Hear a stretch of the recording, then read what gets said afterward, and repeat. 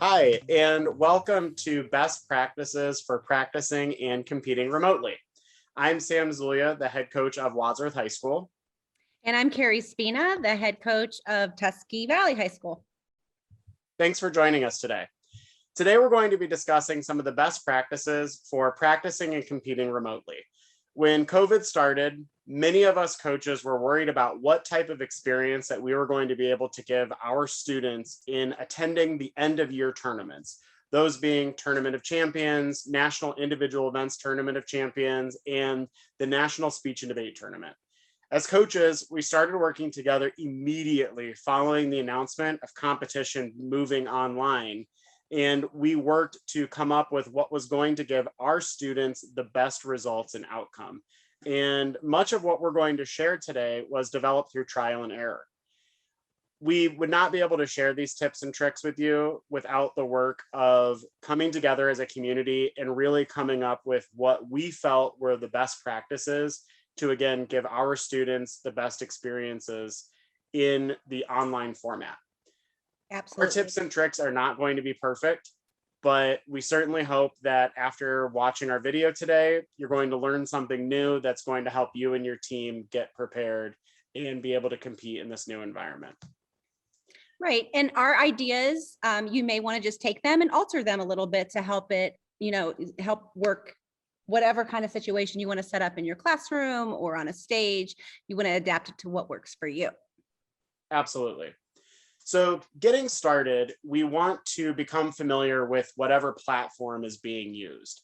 That can be NSDA Campus, Cloud.Classroom, Yotly, or even Zoom. Each district, state, or even national tournament is using sometimes different platforms. And so when you're registering for your tournament, you just want to make sure that you're using a platform that either you know about or you take the time to learn. Because on the day of competition or as you're prepping, they all operate a little bit differently. The frame or the sound is going to possibly be different. How you get into the site is maybe going to be different. So don't wait until the day of in order to make your video and get it submitted or test your equipment. Right. Take the time to read the invitation. If you don't understand, I found that tournament hosts reply a lot quicker now that we've been in this virtual format to help answer any questions. Mm-hmm. And there's a wealth of knowledge out there between videos, especially on SpeechWire, that show you just how to access NSDA Campus and Zoom. And many of us, of course, that are in the OSDA have become familiar with NSDA Campus and found that that's, for the most part, the predominantly used platform. But also we've used Cloud.Classroom. Right. What about you, Carrie? Definitely there's been different platforms that we've used, and we will notice right away a huge difference. If you're using Zoom, the frame we have right now, this gray frame behind us fits in the Zoom perfectly. We know we don't see anything on the sides and we're good. But then we could go into SpeechWire or a different platform and this whole frame will change. So we definitely recommend you going into your squad room. And if your squad room shows you the true competition room space that you're going to have the next day, you can go ahead and alter things that night at practice. Or if you're having any issues, like he said, you can go ahead and email the tournament host. There's definitely a difference between platforms with your frame for your competitor. Oh yeah, some of them will be different in the way the color shows up, or even the way like skin tones, suits, things of that nature, all show up a little bit different. Right. NSDA, I know the first year we did this, we thought we had the frame, everything perfect. You couldn't see the wall, the ceiling above. And then when we went into NSDA and we sent our video through, we noticed that you could see it and there was nothing we could do at that time. So it was too late. Right. That's for when you're submitting videos. It's still, when submitting that video, it changed everything when they put it through their platform. Right. So speaking of space, it's a great place to start. And our students are going to be competing in all kinds of different spaces, whether it's a bedroom or a classroom, a hallway, a basement, wherever it is, the student needs to become comfortable with their space, and they're going to probably need to find an open space. Sometimes that can be really hard, especially when competing from home, they might not have the availability to create the same amount of room that they would have in a classroom and that they might be accustomed to. So it's going to be really important to practice in that space, even though many of us might be practicing at our schools or practicing in different environments. It's good that the student somehow mimic the amount of space that they're accustomed to. Because if they're blocking and their timing is for walking 5 steps and in practice they get 10 steps, it's going to maybe throw off the performance. Or if you're in duo and you're used to 20 feet and then you have to like narrow that down into about an 8-foot square, that can become a real big challenge. So practice in your space. One of the early tips that we had was taping the floor. And this became an excellent tip that was our Saturday ritual. Whether we were recording or live, we would have each kid tape off the floor so they knew just how far they can come up to the camera, just how far back they could go. They would tape off where the computer stand was on the floor, and they would tape from side to side. So that way they knew that if I gestured like this, I was in frame, but if I gestured out, now my hands get cut off. Right. Now, Sam, also for some kids that aren't allowed to tape on their classroom floor, we used books. My one drama had a trash can and a set of books, and she just made sure that in her frame, she knew she had barriers that she couldn't cross. So I like taping, but if you can't, you can be very creative with that also. Right. Remind students in the virtual format that they don't need to use the same amount of space that they would in a regular classroom. Remember, we're going to be up closer to the camera.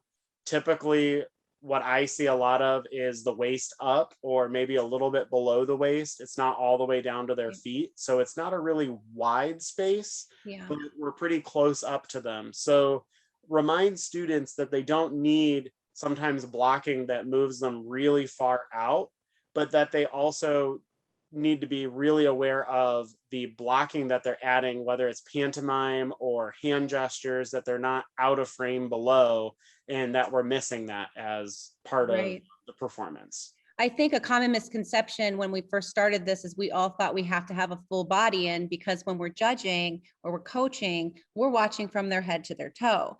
But we realized very quickly that it's usually knees up. So the popping with the feet, it's, you know, that's something like for humor, you need to just make sure you're still teaching that, because some of these kids are going live. They need to be doing that still, and they can do that, but you're not going to see their feet. So it's just because of the facial expressions and the lighting, the further back it is, you'll see the competitors that are further back that you can't see as well. You know, it's harder to watch their true performance. So that has been something very common, is knees up, I would say. Right. Consider the height of the recording device. Like, that's a real big one. You see in Carrie's background, she has a phone screen or a phone holder, and then she also has like a ring light that has a phone holder. If you're using a phone, those are great those are great stands to use, because you can adjust it whether you're tall, short.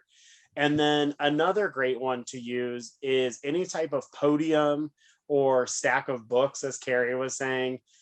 Those are all really great things to use. You need to consider the height that that camera is angling at, so that way you're getting a good framed picture. What often happens is, as audience members, we're sitting down and we're sitting in chairs and looking up, right, at our speaker. But in the virtual format, it looks kind of silly if I'm sitting really far down low, or I'm angling my lens really far up, because then you're just kind of getting like your chin, and you're getting part of your chest and like some of your shoulders, but you're not getting your full facial. So it's good to raise that device up to a comfortable height. It doesn't need to be above, and it doesn't need to be like maybe right at eye level, but it should be fairly close to eye level. So just that way it's a comfortable frame that you're looking at the person, and it's not awkward either looking down, or that you're like then going to be performing down to a camera as opposed to just performing straight on, and being able to hear and see that speaker correctly. Yeah. We have two devices. The ring light has a phone holder in it. I was going to try to stand up and show you, which my kids really enjoyed. You can go this way, or you can widen this and make your phone that way. And this is just the typical phone holder. And the kids, of course, would put this out here and stand in front of it and perform. And again, using your space, checking your squad room early, making sure everything's where it needs to be before the tournament date is something we highly recommend. Definitely, definitely.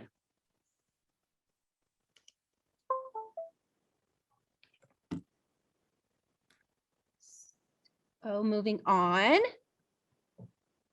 Is it my turn? Yes. Oh, we already went all the way. So the next thing we're going to talk about is find your light. Lighting was something we realized right away is a huge new issue. We don't have to think about lighting when we're at a speech and debate tournament. They turn on the fluorescent lights and the kids perform. So it was something that in so many different ways, in so many different categories, the lighting can make a difference. Natural lighting is best. Students should try their best to present facing good lighting to ensure expressions are clear to your online audience. So we didn't realize until a couple tournaments in that we needed to be facing a window. The phone stand was in front of the window, wherever you're in a classroom, in your bedroom, in your living room.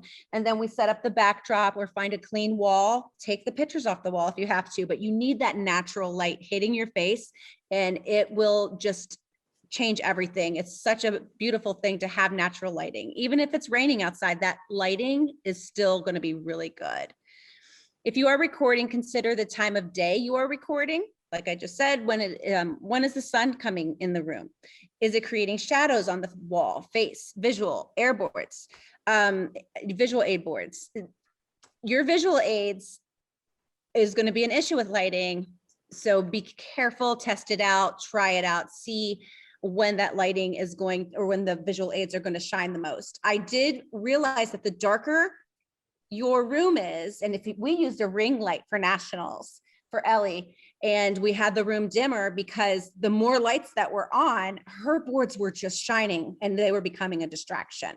So you really need to play with that before you start to compete, because it's bad enough that we are this far away and you need to make your boards bigger so they can even see them. You don't want to have a glare on top of it. So I recommend just practicing beforehand and seeing what lighting works with the boards you have. Ours were a matte. We didn't even have a shine or a gloss to most of them, and they still were glaring. So you have to be thoughtful, mindful of that as you're creating your boards, if you're going to be competing all year online, and just test it out and don't wait to the day. It says don't perform in front of a window or light. I disagree with that. I'm not sure if that was supposed to be perform in front of a window. Yeah, like where you're standing in front and the light, the window's behind you. Yeah, right. Exactly. So that I read it differently. So you have to face that window. You have to face that light, because if not, you're not going to be seen. And don't think you have to overlight. If you don't have strong natural light, consider other options. We have the ring light, which this one, we have a link for you. I believe Sam's going to provide that for you so you can see where we purchase our ring lights and give you some ideas. Amazon. Don't you think, Sam? Like, we've used Amazon 100%. for we bought our backdrops, the stand, everything. Yeah, Amazon has been like a savior. It does, you can get them affordable. You can get cheaper ones. You can get more expensive ones. We were lucky to have the school help us, purchase ours through a grant. And then NSDA, we all got a grant too. Not everybody, but there are grants out there to help with technology. I believe even our own OSDA has things available for kids, or at least they did. So just look for that, because it's not impossible to have these things that will help you enhance your performance. Absolutely. Some people use multiple lights to help create cross light to reduce shadows. Now, I never even thought about the shadow until Sam was like, oh, my kids have this shadow. And then we watched the video and you can see the shadow. And I'm like, oh, that would distract some judges. So this is just some tricks of the trade to help you minimize that. At minimum, the speaker should deliver the introduction, title, and author to the camera. I think I just skipped ahead. Are you okay? Still That fits. was Sam's. That was Sam's. So yeah. If you don't have strong natural light, consider other options. Ring lights can help with concentrated light. Use multiple lights to help create cross light to reduce shadows. Remove the lamp shade from table lamps to help spread the light around the room. So many people did that. I remember we had just take that shade off and just use that table light. Some people purchased like legitimate, nice, big lights and ring lights, and other people just use their lamps, and that's okay. And I prefer, if it's during a certain time of day where you're getting natural light, I prefer the window. So thank Definitely. you. So moving on to eye contact. Eye contact is really important when you look at using this type of medium. Just as when we're performing in a classroom, your medium is face-to-face, it's interpersonal, it's vocal, you're hearing the message live in the room. But here in the virtual format, it's really important that we're talking to the camera and that we are communicating with our audience. Because what oftentimes happens is kids might fade out into performance zone where they're scanning the audience or they're looking for fake people in the audience, and Right. it just looks a little odd to Right. me and to others. And for this, what I really tell kids to focus on is talk to the lens. If you need to maybe look a little bit above it or a little bit below it, but to really focus on talking to the camera as that monologue. Of course, if it's a duo or if it's humor where maybe you have focal points, keep your focal points, right? Right. But definitely deliver that speech, deliver that that info, that extemp, whatever it might be, to the camera, because truly that's your audience is on the other side of that lens. Right. I think it's also helpful, like in humor, or anything with multiple characters, like he said, you're going to have focal points. However, if you have that main character look in, because the audience, the judges still want to see you look. We want to see you look at some point. So intro, we're looking in the camera, and I have a main character or whoever's the main character in that scene, make sure their focal point is the center camera, if that's helpful. Right. I would say at minimum, look at delivering at least your title, intro, and author all to the camera. Right. That way we know a clear break on characters, whether it's in humor or duo or whatever it is, break, intro, title, author, and then back into it. So that way we get a good, clear understanding of what we're listening to and what we're supposed to be intended as the message that we're supposed to receive. And if the kids are scanning for focal points, there's just, it's really easy for them to just kind of center themselves, take a look with their eyes instead of going like that. That scanning is really originally from people on the final stage, scanning all their judges to see if they're ready. So right. They don't have to do that. Just kind of take a look carefully and then begin. Exactly. Make sure that you're set in your room, that maybe that of course the camera's on, that you're unmuted, that you can see yourself, and that the image looks good behind you, and then take that breath and get started. Like, yeah, you don't need to be scanning for the judges because your judge is waiting for you on the other side of that lens. Really, they're ready for you to go. So well, Carrie has a beautiful background set up behind her today, and she's going to talk a little bit about her background, and we're going to compare our different backgrounds that we have together. So this is one that we talked about that we purchased on Amazon. It is honestly just it almost reminds me of a sheet.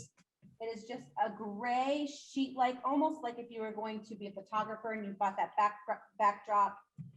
When we are performing, we try to tighten it up and iron it to make it nice.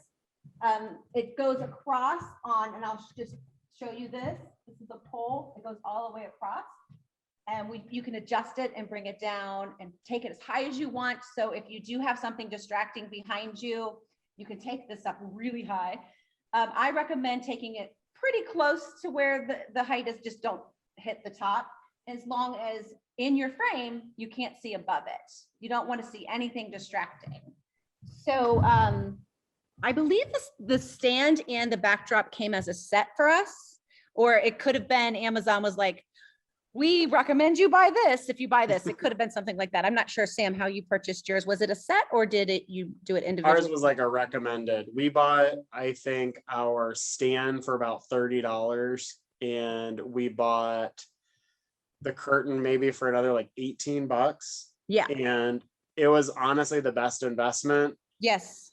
Last year when we were trying to figure out how to do things, Carrie used grommets, which was awesome, because you were able to like spread it out on the rod behind the performer, and that looked really nice because it looked like a really nice curtain.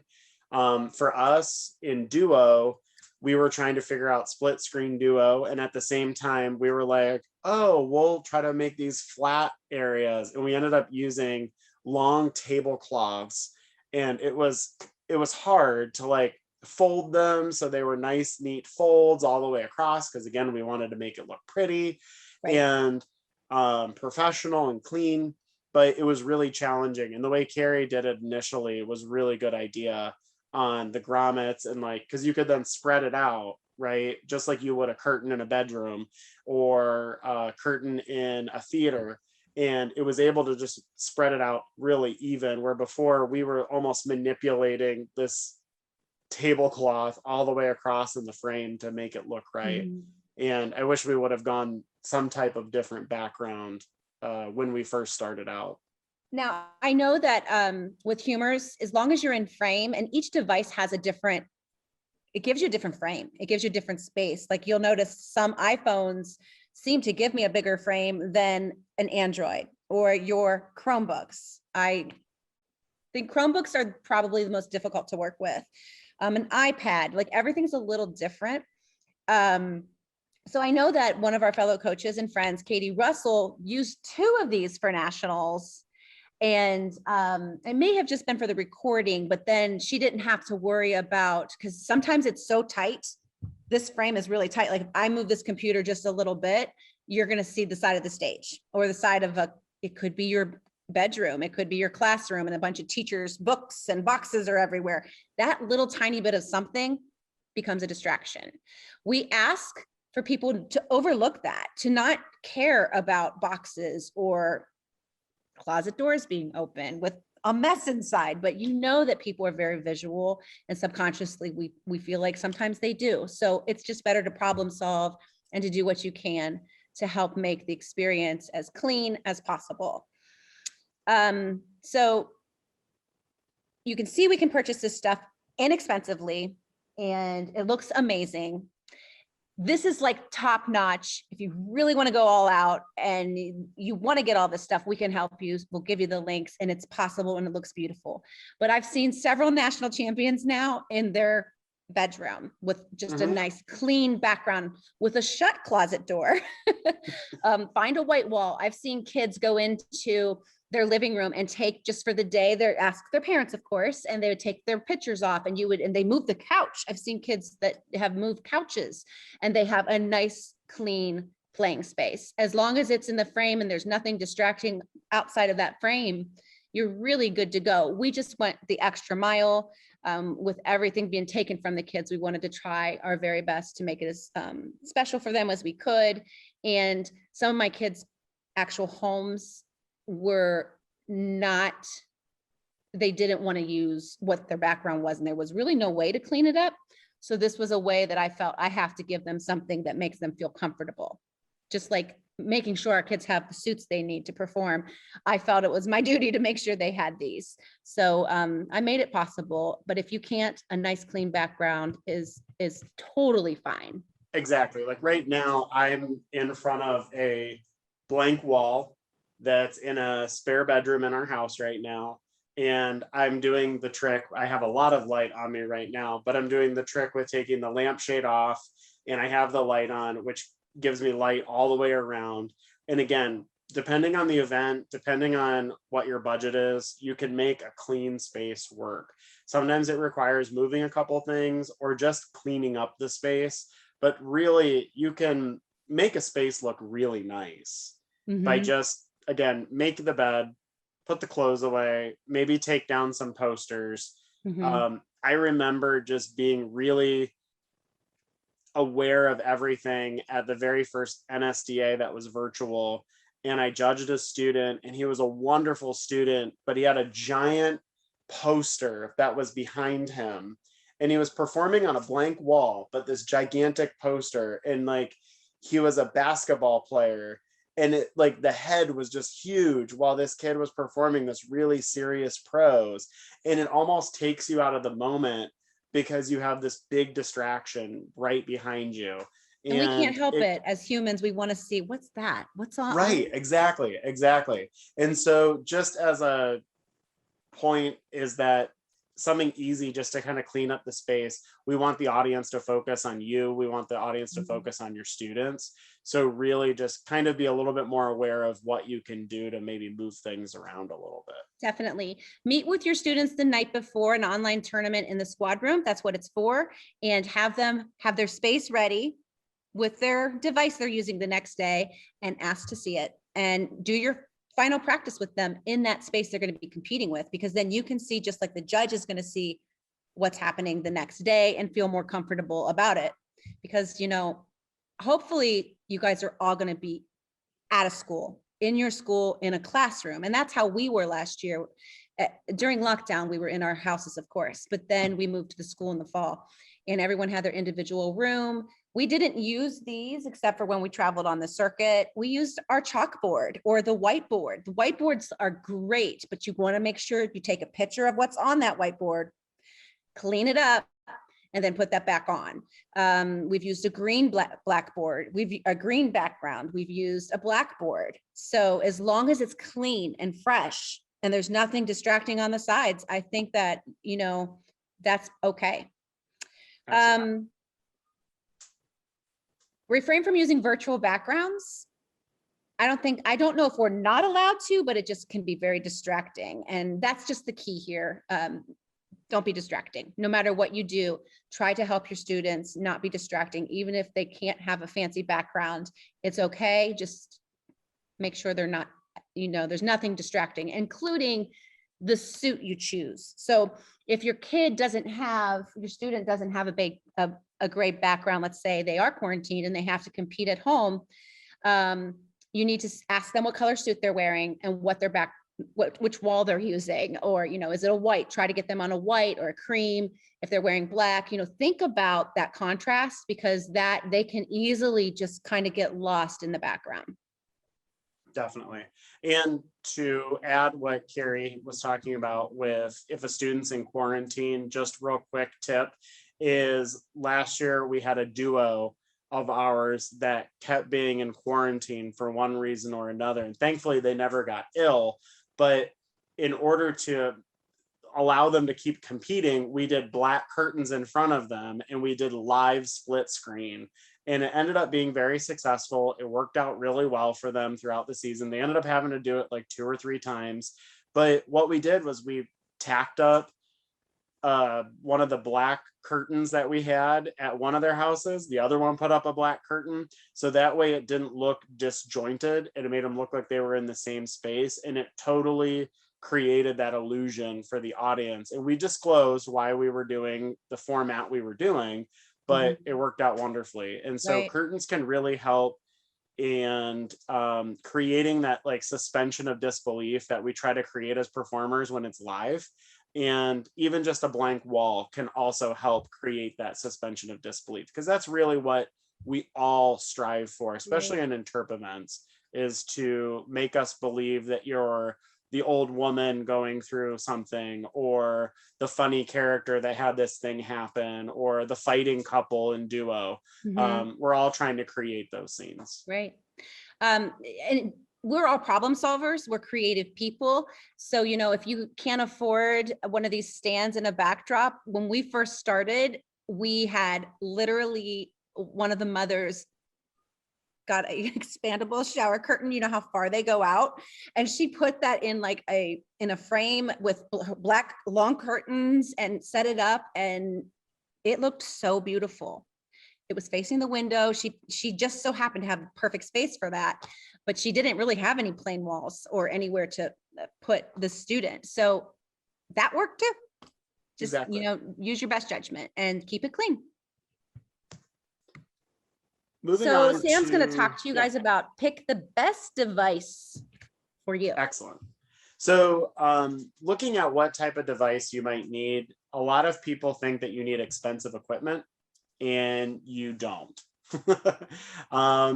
There's times when kids just use their phones, and that's perfectly fine. There's kids that have competed all season long using an iPhone or a Samsung or an LG.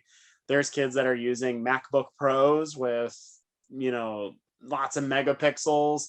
And then we also have kids using Chromebooks that were school issued. All of them work. I would say 95% of my students used their school issued Chromebooks last year because they knew how to get online. They knew that it worked. They knew it had a good battery, and the camera was decent along with the speaker, but they didn't have to worry about their phone being the device that had to be charged or getting messages, stuff like that. They chose to use their Chromebooks, and those worked out really well. So you just need to consider what is going to be the best for you. Right. Does it have a good enough webcam that they can see you clearly? Because just like Carrie said earlier, we're not supposed to judge based on how many megapixels someone Right. has and how fine we can see their hair braids or see the buttons on their suit, but we Right. want to be able to see them clearly, hear them clearly, and that's really the most important thing. I So would play around. I would like to, because I'm not sure we have this in here as we're talking about Chromebooks. Once you start competing in your school, if you're still not allowed to travel, but you are allowed to go into the classroom, this is a different territory with Wi-Fi connection, with codes, blocks, things like that. The school's different than your home. It was probably easier to get online at home. So make sure you check with your technology, tell them about the platforms we're using.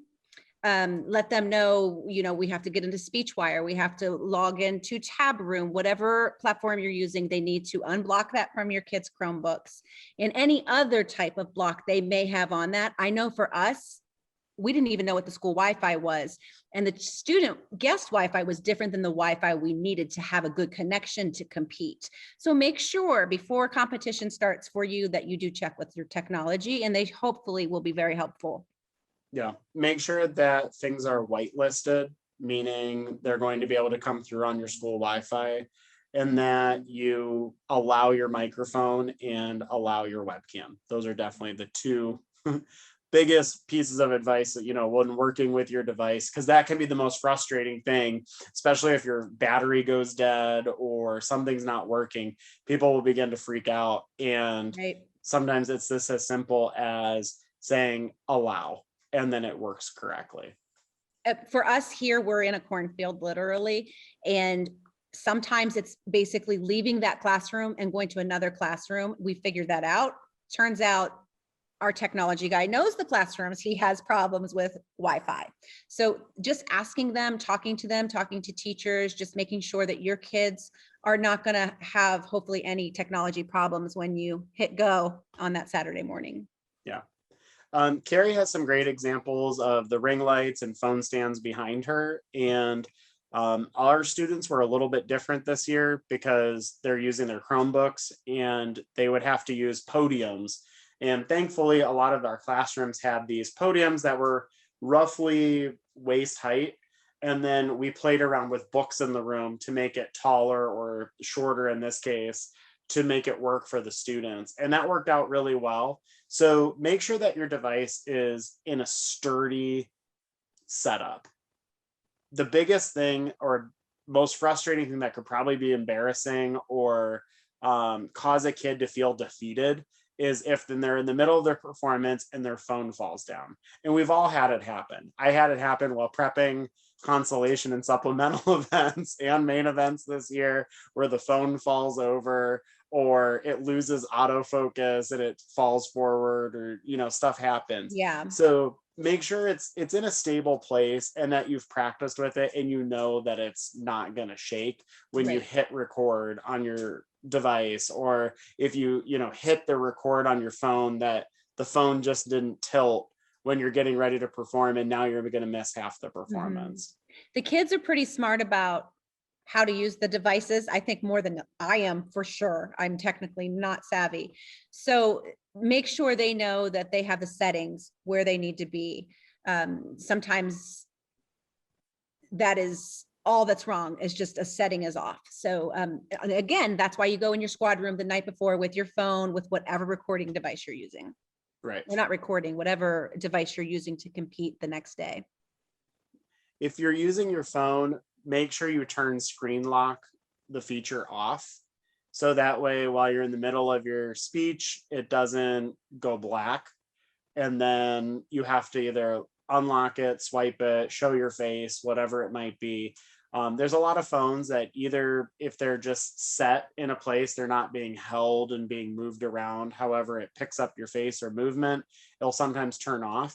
So make sure that you put your phone and turn off auto lock, so that way you don't get locked out and then have to swipe at the end of your performance, because nothing looks sillier than probably ending your drama that you just cried your eyes out to win the state tournament, and you come up to it and then you're swiping and you're like, okay, thanks. And it's just easiest to give that great performance, know that it got read through, and then walk up and hit, stop or hit whatever it is. So that way they know you're done. So just turn that feature off. And if you're using your phone, it's also good to put on do not disturb. Another embarrassing thing that could happen is you get a phone call and your phone starts vibrating, or your text messages start going off, or your Snapchat, or your Twitter, or Instagram, or whatever social media you're using. We're so connected all the time. So much comes through on our phone that we don't realize just how many dings or vibrations come through on a daily basis. And it's always during those 10 minutes that we're going to be speaking, right? So it's always in the most inopportune time that your teammate texts you from down the hall that they just went overtime, or that their computer just died, or that they're going out for coffee. So just make sure you turn those notifications off, especially just while you're performing. You can turn them back on, of course, during the round, but I would suggest while you're recording or while you're performing, just don't allow those messages to come through.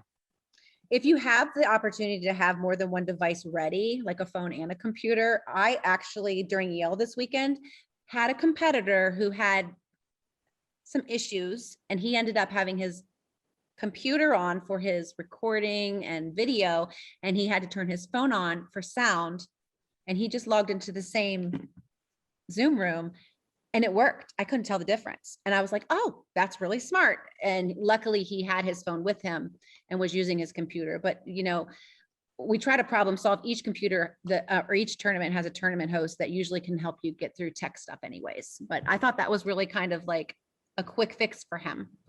Definitely.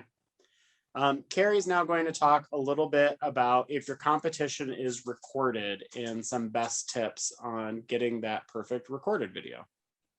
Yes, I definitely require my students to do their first recording, and we practice through the recording before they put their suits on. They'll send me, this was especially during lockdown, they sent me their video and I got to critique it and give them notes, and then they would send me another video. And I couldn't believe how much more time I had to really see little things and make things, practice makes perfect. It was really helpful to watch their videos. Once they're ready and you record, before you, don't let them download it and send it. You have to make sure you're doing that, but make sure you watch the video. You want to make sure you have audio, video. Did it start delayed? Did it end early? You want to check these sort of things. You might think, like, if a student is recording at home, they might think it's fine. And then I use it on my device and it looks like their head was floating because of the lighting, or I couldn't hear the sound good enough. So doing the double check for your students is really important. Check with the tournament with how your video should be named. So once you have your video, most tournaments are going to say, if you could please say Jacob Spina, drama, Tuscarawas Valley. However, whatever they want, it should be usually on their invitation or with the emails they send out during the week prior to the tournament. If pre-recorded, upload the video early. Just don't upload that video until you have checked it personally and it's where you want it to be. We can definitely obsess over the videos and keep asking for another video, but there has to be a time where we're like, okay, this is really good. They're not stumbling. Everything's as good as it's going to get. Okay, it's time to go ahead and upload the video. Make sure you do it early. And the reason why is to make sure they get it, to make sure they have the video, they turn on and they can see the video, they can hear the video, because they have people at their tournaments. The tournament host is checking these videos. I noticed that NITALK asked for them way earlier this year. So the earlier, the better. So you really want to watch your timeline and get the kids going as quickly as possible when it comes to pre-recording. It says my example about storytelling. I don't remember that. Uploading to YouTube and how long it took. Yeah, my brain is, I don't really remember how long it took, but it can take long time to render. Is that what you're talking about? Yeah. And you just want to make sure that it is in on time, they see it, and they approve that video before you use it. And also, like I said earlier, I had a student that she kept giving me the video and it just, there was something different each time. First, it looked like her head was floating and the lighting was off. We couldn't see her. They thought it was fine. It wasn't. Once you put it through the platform, it changed everything. So then the sound, same thing. So at that time, I mean, we were almost, I think we may have been late with the timeline that we had to, put the video in, but it all worked out. We did fix it, but you can't just rely on your students to send that video and you just download it. Please be careful. Right. If your competition is live, Carrie has been talking a lot about using your squad room, and that is truly one of your best tools to knowing what your frame looks like. Because sometimes we can look at ourselves and say like, yeah, that looks good. But again, just like Carrie and I have been telling you, it might look different on someone else's device. So log into your squad room, have your coach maybe look at it, a friend, someone, just take a look at how you're framed up. Can they hear you? Because again, you could be talking and it might not just be muted, but it's something wrong with your audio. Maybe it's not allowing for some reason that to come through. And knowing that someone says, yes, I can hear you, it's going to work well. Or at least you're going to reduce the chances of it not working well. So definitely use that squad room. Make sure that they can hear you, make sure that they can see you, and just that it's set up well enough to know that what your student is performing. And again, as coaches, we do the best we can to help prepare our students for success and for competition. And this is one more layer that we're adding on top of it, but it really does go a long way to really support the student so they feel like whether they're performing in their bedroom or they're performing in a classroom or in a theater on a stage with a beautiful red curtain, that they're supported and that someone's looking out for them. And it really does go a long way when us as coaches can even just take that extra minute to say, yep, you look good, you're ready to go. Yeah. Just this past weekend, we are competing at the school for Yale. When we got to practice on Friday night, I asked for all the students to go set up their rooms with their phone stands. We chose what type of background, depending on what suit they had, whether it was a gray background, a black background, or the blackboard or the whiteboard. And then I said, okay, report to your squad room and our squad room in 10 minutes. And then I set up in a separate room and checked their sound, their video, and the lighting, at least for like the contrast between the suit and the board. And we were ready for Saturday morning. So it's just also a big relief for you. You can do that with them in the home also. So Absolutely. good luck. The format that we're in has really brought up new ways of doing things. And so we want to share with you guys now some performance gimmicks that we're seeing in Ohio, that we're seeing on the circuit. Over the years, students and coaches have been creating new and creative ways to engage with the audience. Common virtual gimmicks include walking out of frame, covering the camera lens, and walking close and further away from the camera. Before you add gimmicks to the performance, consider the following. And everyone's going to have different opinions on this. So I'm going to read Most definitely what we have written, and then I'll go from there. Does the gimmick enhance the performance? Does the gimmick help with the message? If and when tournaments return in person, will the same gimmick be possible? Is the student focusing too much time on the gimmick and not enough on the performance? So this is right in line with, this is something I've talked about so many times with Sam and so many of our other friends. Now, when you go out on the circuit, the national circuit, you're going to see a lot more gimmicks than I think we have here in Ohio. I think we really want to get back in person, and we know that our kids can't do that in the classroom. So why would we be teaching them to do it like that online? Now, on the national circuit, they feel our kids have had enough taken from them, and they want to be creative and they want to do things, and with change there's growth, and I get that side of things, but I personally don't think you should do it unless there's a real good reason. I don't mind walking up front and doing something a little bit, but really just be mindful of gimmicks. I know last year I don't even think we were allowed to do them in Ohio, but they're definitely trending. But that's going to have to be up to you as a coach. As long as it's allowed in Ohio, that's up to you as a coach, how you feel about it. But I think we should be thinking about their future, and they will not get to use gimmicks in person. Right. And the gimmicks in person really need to be part of the performance and what they're creating in those 10 minutes or 7 minutes or whatever time limit that is. And it's wonderful to be really creative with this new medium. And if things would progress with virtual versus in person, it's going to be changing over time.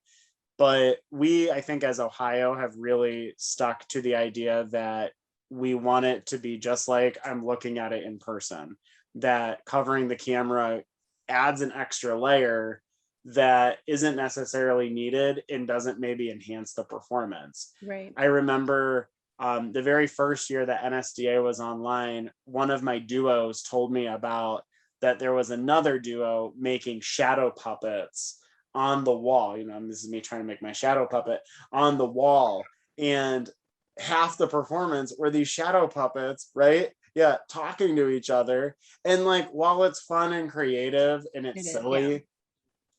Are we able to do that in person? Did it enhance the performance? I mean, maybe they chose to be silly for this run of NSDA, and that's totally up to them and their coaches. But they took that time to make shadow puppets on the wall for half the performance as their entry. And for me, I don't believe that's necessarily performance in the art of speech and debate. Right. Again, it just depends on, and I bad Carrie for not reading up on the rules this year. I'm pretty sure last year I stayed away from it completely because I think that OSDA was asking us not to do that.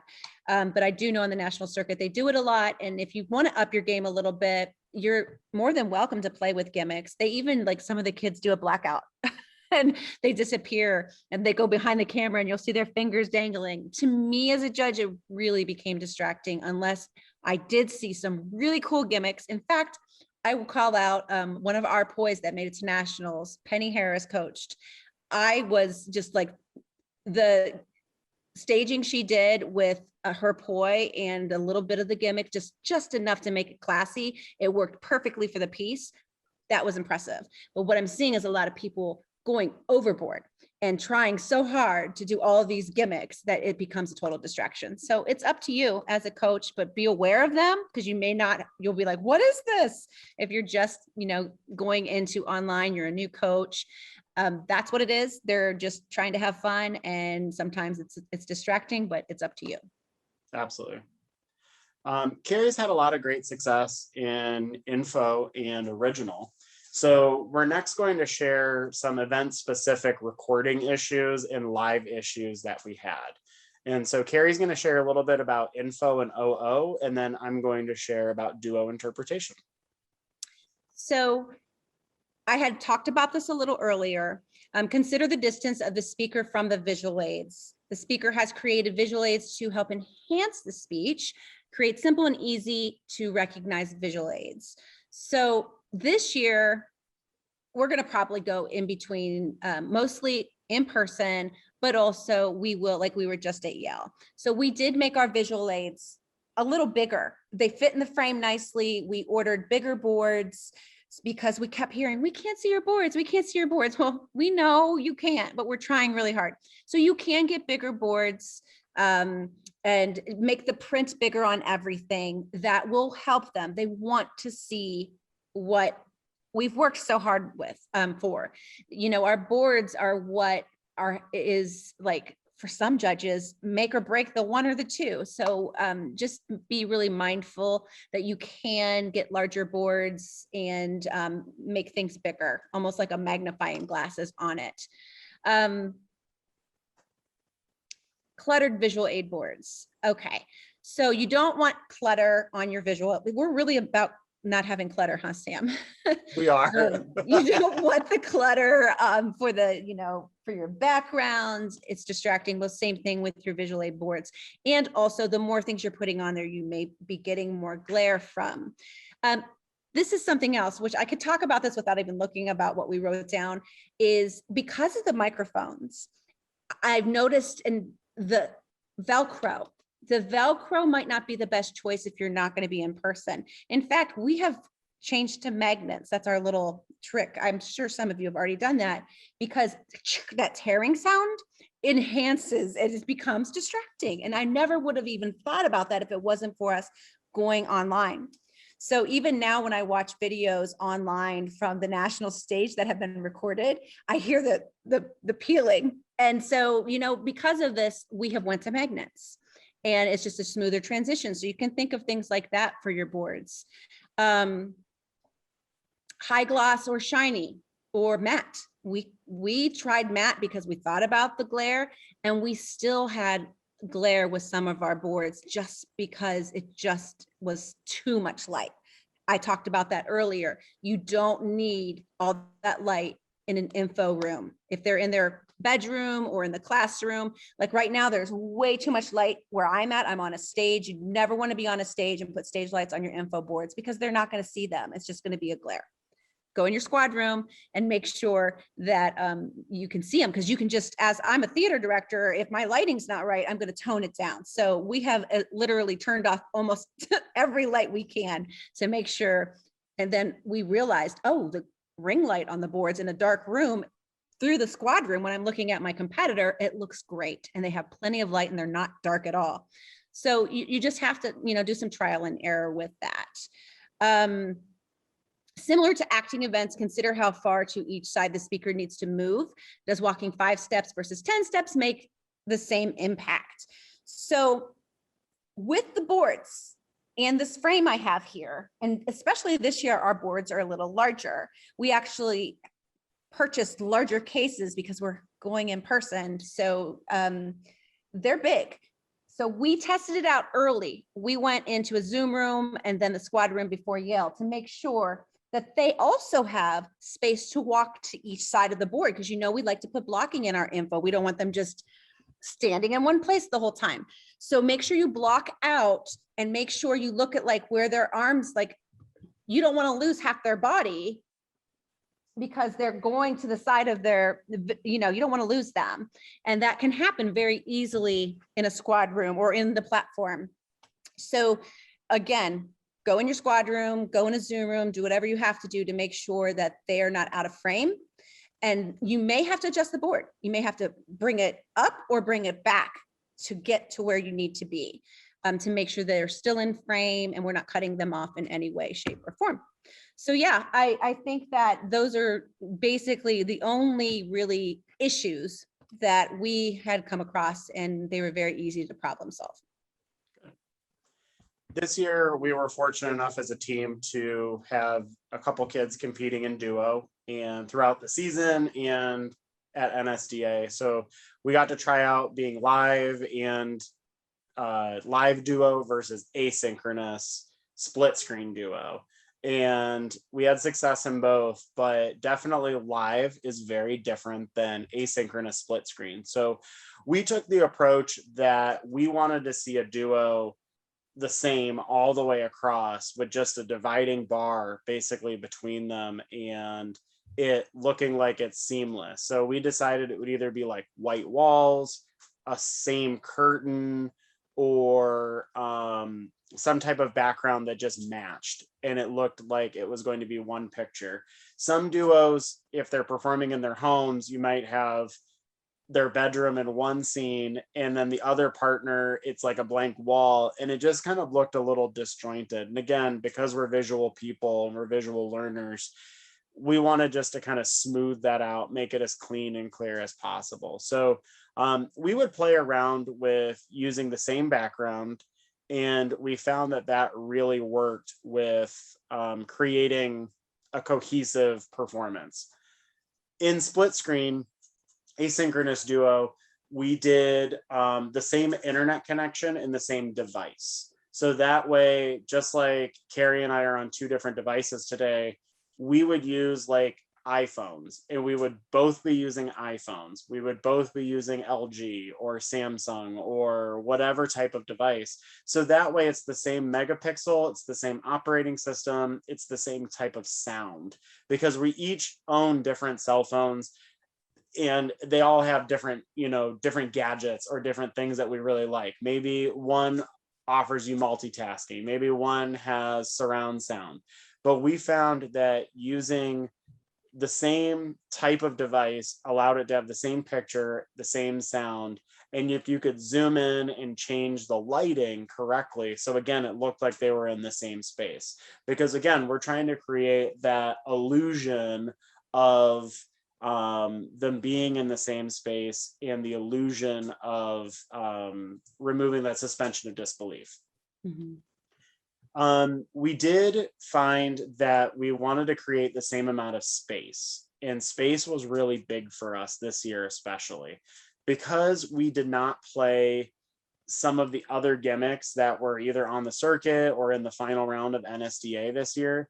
We didn't do a lot with walking off screen, then walking back on screen, or handing things over screen. So what we really focused on a lot of was creating the same amount of space. So just like if they were in a scene of duo that was traditional, they would walk 4 feet up, the other partner maybe walks 4 feet up at the same time, and they're at the same level close to the screen, but not disjointed when they both walk up, so it still looks off.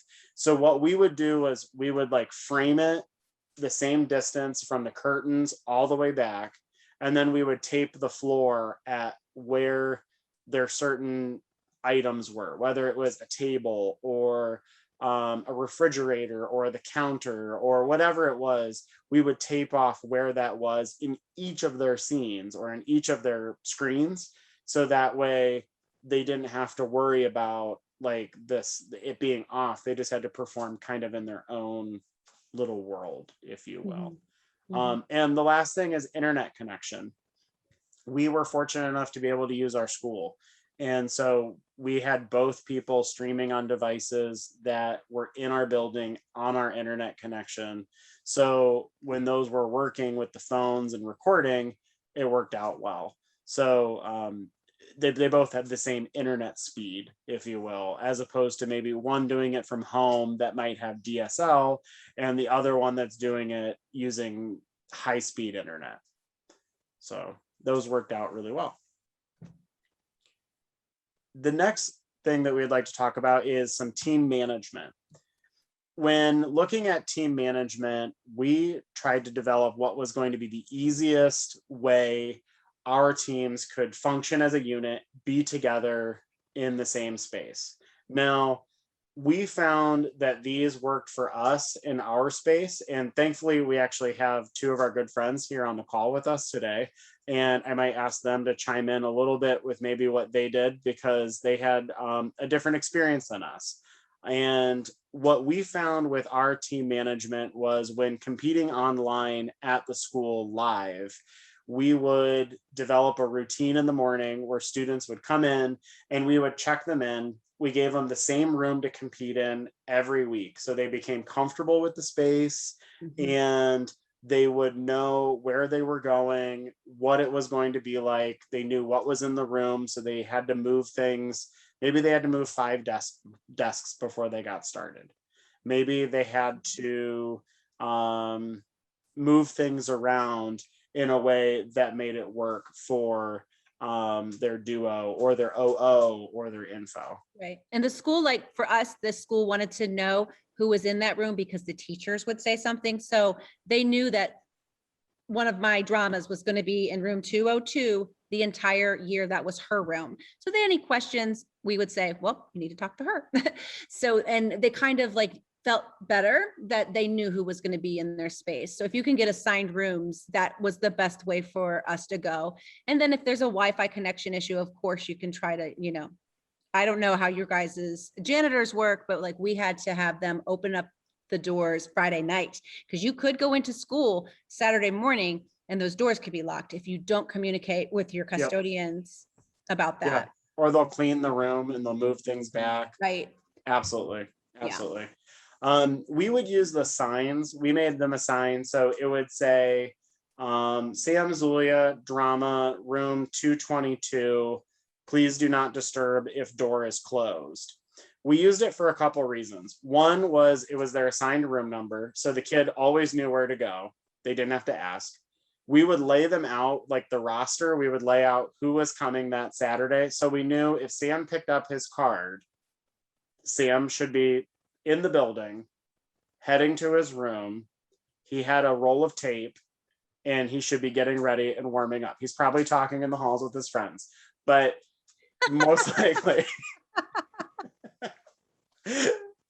we like that. No, I do believe that. But we know that if someone picked up their card, they should be on their way to their room. They should be getting ready. We had them tape it to the outside of the door, so that way when we would walk down the hall and say like, where's John's room, we would see that like it was on the door. And then if we didn't hear anybody talking, we could knock or go in or what have you. I like that.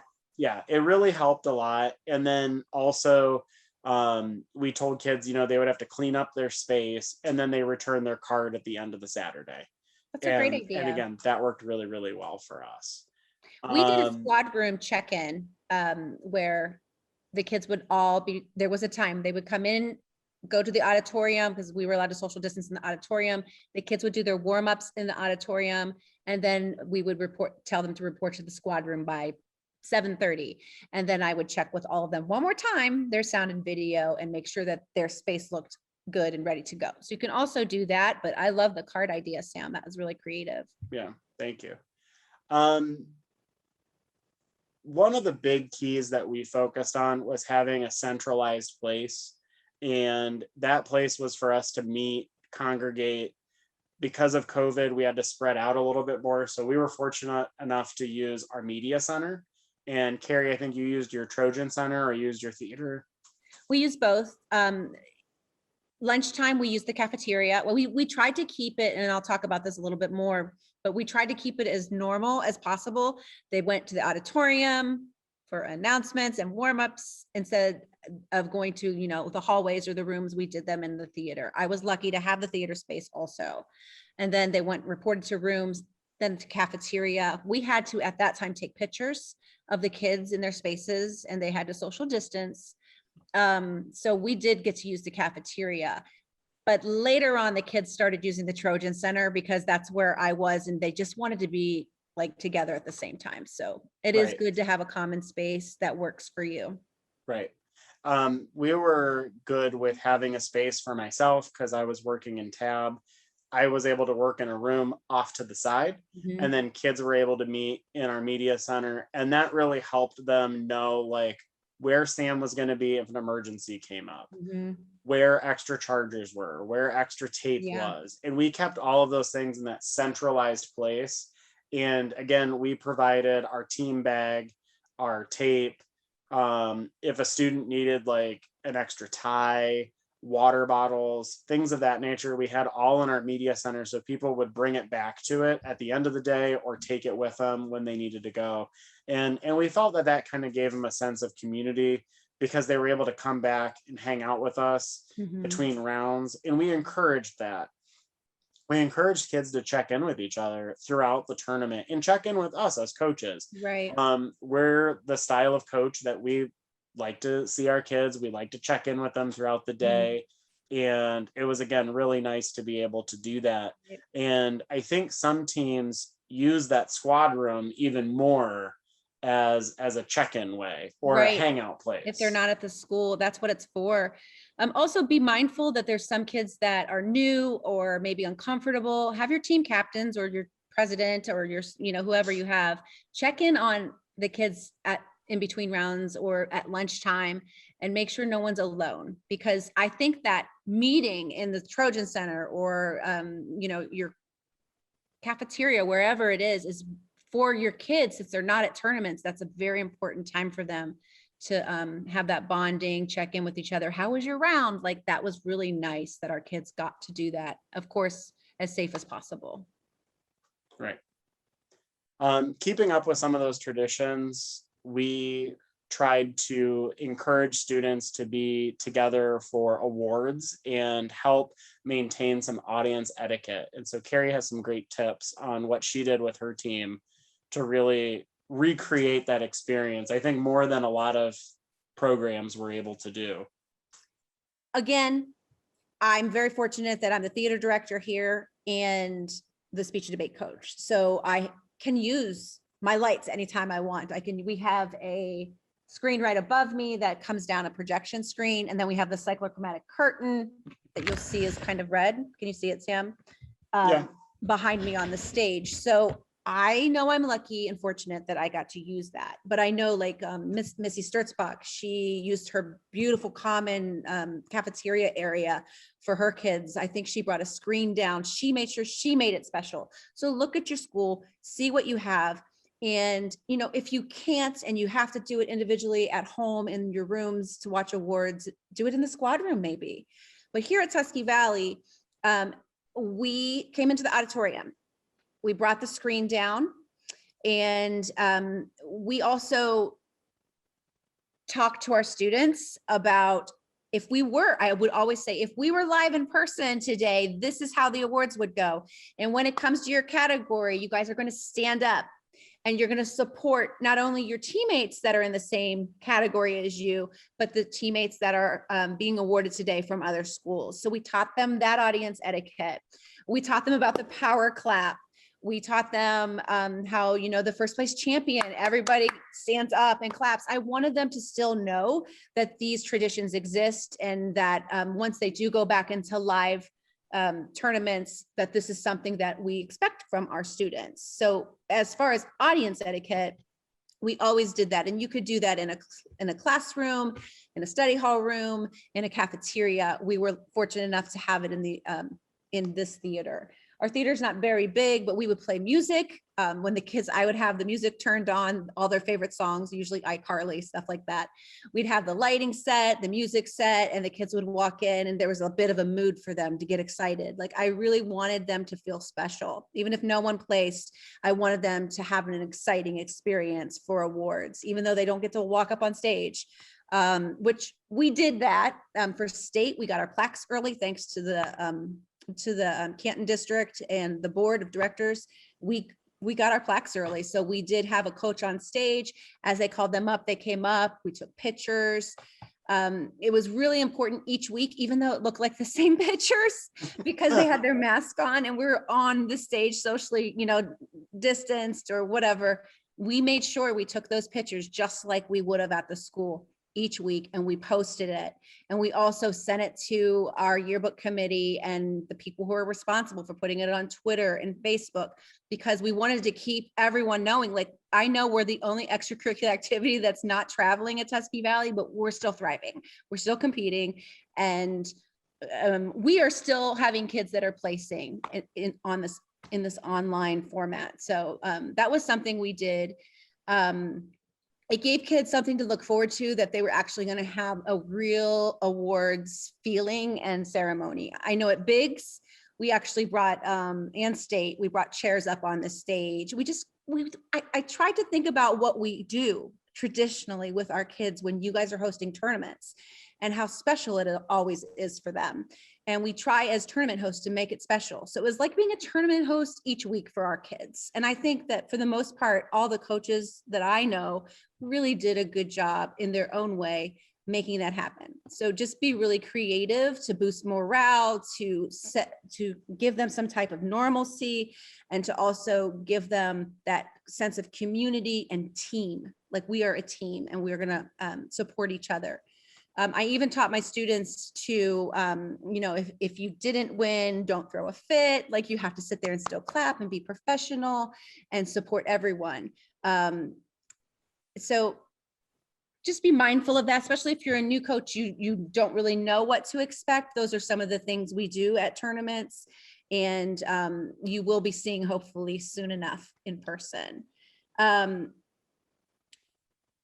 You can use a screen, you can use a classroom, you can use a squad room, whatever you do. I think the goal is just to stay connected. Definitely.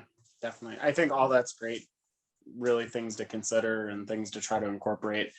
Lastly, I know that we gave all of you guys, or whoever's watching this video today, a lot to think about in the virtual format. Just remember, it does take extra time to sometimes do some of these things. We encourage you to try just as much as you can to really support your students, whatever field of view that is to just make sure that you're supporting your students, which you do wonderfully, I'm sure. But it sometimes takes time and it takes effort, but just know that it doesn't go unnoticed. The students really appreciate, I think, knowing that their coaches care and that their coaches are really there to support them. So we thank you guys, whoever is out there right now, putting in this extra effort. We are, of course, accompanied on this call by two of our wonderful friends, Dan Cece from Solon High School and Katie Russell from Louisville High School. And would you guys have any questions, comments, or anything you guys would like to add before we wrap up? I just had a quick comment that I thought that throughout your presentation, what I appreciated hearing was that it doesn't take a lot of money to do these things. You know, our schools across the state have such vastly different budgets, but there is something that each of us can do with the budget that we're working towards or working with. And I appreciate that you highlighted all of those different things, from taking the lampshade off in your own home to using a shower curtain rod and then like some curtains in your house. Like, it doesn't have to be expensive to put a little thought into these things. I think sometimes we can get nervous that like, this is going to cost us so much money, and it doesn't have to. And then I appreciated too, you highlighted some of those grant opportunities that are out there for programs, especially if there's newer coaches out there, to know there's ways to get funding for this, because we don't want to see speech and debate, you know, fall by the wayside because of a pandemic. Like, we can continue to thrive. So thank you kind of for highlighting all those different creative and unique opportunities and ways to make this work. You're welcome. I echo what Dan said as well. And obviously we talked a lot through the year. So I know we shared a lot of ideas, and appreciate the creativity and extra insight you guys put in. And I think what's really worth noting is what's really nice through all of this, and you guys definitely highlighted as well, is that at the end of the day, it's for the kids and to give them as realistic of an experience as possible. So it's going the extra mile to make awards feel that way, or, you know, sharing these tips so the kids have the opportunity to succeed. And it's not just like the, ooh, what what tricks do I have up my sleeve to tell other people, to keep to myself. But it really is sharing, because at the end of the day, it's for the benefit of the kids, it's for the kids to have this opportunity and this experience. And granted, we're talking about virtual stuff, and hopefully that this is, still, our backup plan and our option, no matter what, that we are moving to some in-person things. But these tips that we've been forced to learn through this, I think, have been helpful in the virtual aspect. But, some creative things we've been forced to look at that might even transfer back a little bit to real life. Absolutely. Yeah. Definitely. I think that's really cool that, first of all, when lockdown happened on the 12th of March, the only extracurricular activity that still was thriving and alive was our activity. So that's mind-boggling. I don't think enough people understand that happened. But also now we've learned some things from it that we're going to use in the future, and in live person, that is going to actually help us. So, and some of our friends aren't going to get to go live. Like, we know we're, for right now, okay to do that in Canton, but we want to share what we did last year when we were in the same position, and we want to help you. So hopefully, if you have any questions, please feel free. There's so many more things I could have talked about with info or whatever Same. to help you succeed. So yeah, let us know, because I was thinking about it as Sam was talking. I was like, oh, I forgot to tell them to use tables for info, because no one's going to see your boards because they're out of the view, they're out of frame. There's just a lot of stuff we did that all of you coaches out there have done to just make our kids look their best, feel their best, so they will do their best. Absolutely. And again, if you have any questions, feel free to reach out. My information is posted online.